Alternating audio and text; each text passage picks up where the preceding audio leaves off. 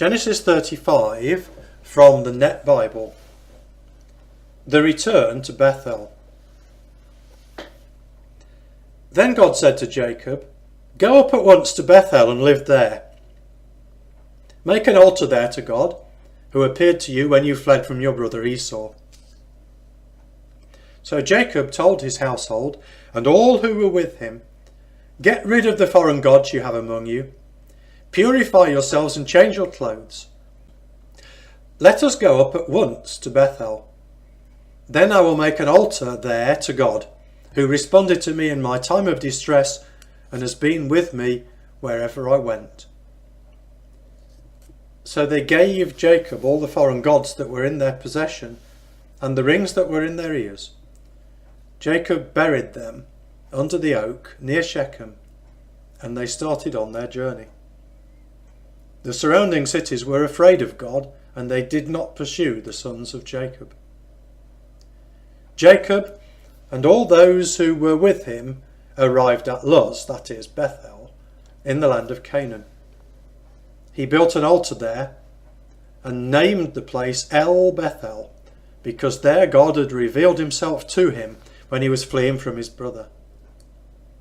Deborah, Rebekah's nurse, died and was buried under the oak below Bethel. Thus it was named Oak of Weeping. God appeared to Jacob again after he returned from Paddan Aram and blessed him. God said to him, "Your name is Jacob, but your name will no longer be called Jacob. Israel will be your name." So God named him Israel. Then God said to him, "I am the sovereign God. Be fruitful and multiply. A nation, even a company of nations, will descend from you. Kings will be among your descendants. The land I gave to Abraham and Isaac I will give to you. To your descendants I will also give this land." Then God went up from the place where he spoke with him. So Jacob set up a sacred stone pillar in the place where God spoke with him. He poured out a drink offering on it, and then he poured oil on it. Jacob named the place where God spoke with him Bethel. They travelled on from Bethel, and when Ephrath was still some distance away, Rachel went into labour, and her labour was hard. When her labour was at its hardest, the midwife said to her, "Don't be afraid, for you're having another son." With her dying breath, she named him Ben-Oni, but his father called him Benjamin instead. So Rachel died